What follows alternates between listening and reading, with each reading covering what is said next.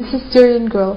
I want to talk to you about why the New World Order hates Syria and why they are attacking the country now. The New World Order is a plan to bring all nations under the control of one power. People might argue about who the real power is behind this agenda, but those who are observant will notice that this New World Order, or NWO, is the end game. Syria has always resisted and is the front lines against the New World Order. One of the ways that Syria resists is that Syria does not have a Rothschild central bank.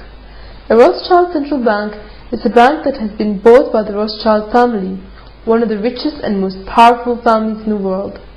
It is a bank which is under the control of the Bank of International Settlements, which decides how much money is worth in a nation and how much debt a nation has. In Libya, one of the first things that happened after NATO took over that country is their central bank was turned into a Rothschild central bank. Another way in which Syria resists the New World Order is that it has no loan to the International Monetary Fund, or IMF. Syria, before the crisis began, was a totally debt-free country. If it has ever taken out loans, it was not to the IMF, but to a trusted ally like Russia.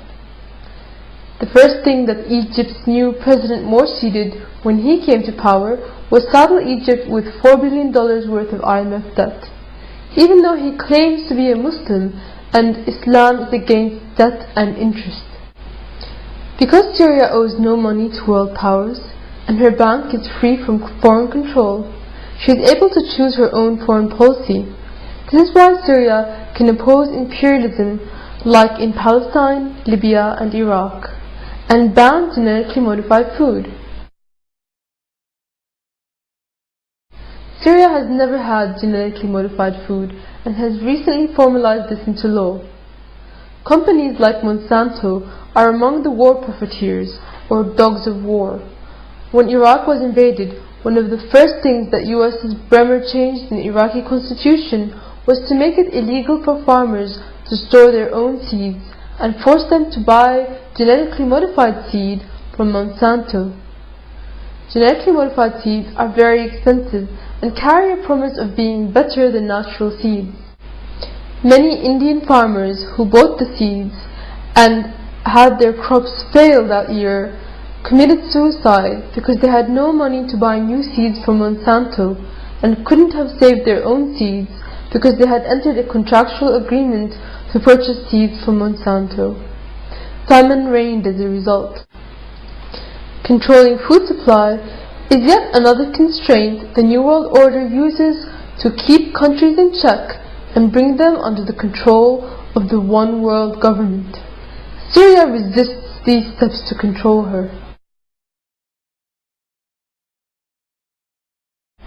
Syrian state media doesn't shy away from discussions of secret societies.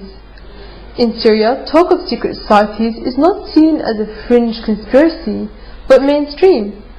Those that tell you it is not significant that two US presidential candidates, Bush and Kerry, were both members of the same tiny secret society, the Skull and Bones, are willingly blind.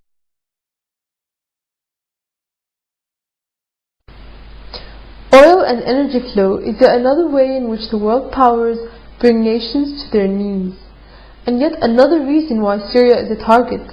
Syria recently discovered gas off its coast, and she was working on a new pipeline going through Iran, Iraq and Syria to Europe that would rival the BTC pipeline currently going through Israel.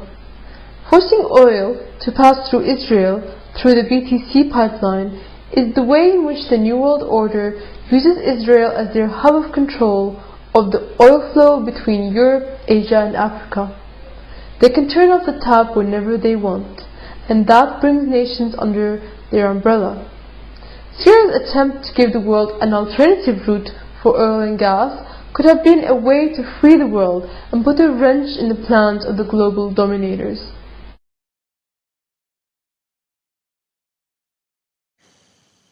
And I have spoken about this at length, but Syria is one of the last countries left that does not recognize the apartheid state of Israel and resists the Zionist agenda, which is a large part of the New World Order. This is one of the main reasons the New World Order sees Syria as an obstacle to its plans, and this point requires an individual video.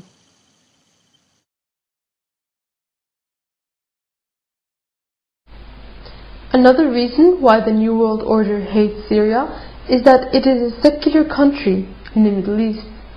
Afghanistan, Libya, Iraq, and much of North Africa were secular nations. But after the Iraq War, Iraq was given a more theocratic Shiite government.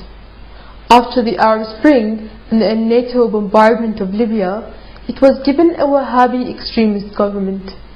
And recently Egypt became a Muslim Brotherhood nation, another theocracy. And with Israel being the extremist Jewish theocracy in this region, Syria is really the last secular country left in the Middle East. In Syria, asking someone what their religion is insulting, and if an outsider asks you what it is, you can't help but feel a little bit defensive, and the common answer is, I am Syrian. All the prime religions have lived there in peace for hundreds of years, and with freedom to practice. Divide and conquer is a strategy which the world powers use to control nations, and Syria's unity has been a way to resist that.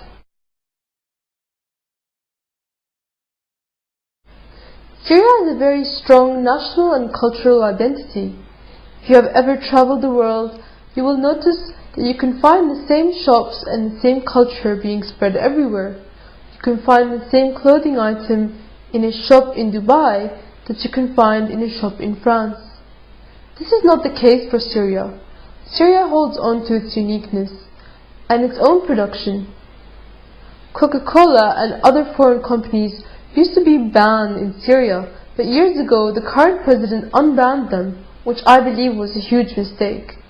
Syria had its own cola production companies that were even more delicious, that had to close down as a result of Coca-Cola being unbanned. But these reforms really only went so far to open up Syria's economy, and Syria still resisted entry of foreign companies. And I think this is one of the other reasons that Syria is hated by the New World Order. Syria is one of the last countries that remain distinct from everywhere else, and I believe there's a clear New World Order agenda to make everywhere look pretty much the same, and thereby create no more nations and one world government. What a boring world that would be. The New World Order hates Syria because Syria is free. So Orwellian it is that they shout "Free Syria" when they really try to enslave her.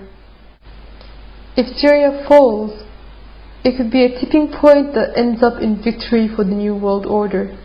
Like Stalingrad was a tipping point between Germany and Russia in World War II. Syria resists in spite of all the massive power of the nations against her. She resists not just for herself, but for every free person. As I said earlier, Syria is the front lines against the New World Order. So fight alongside us until the end.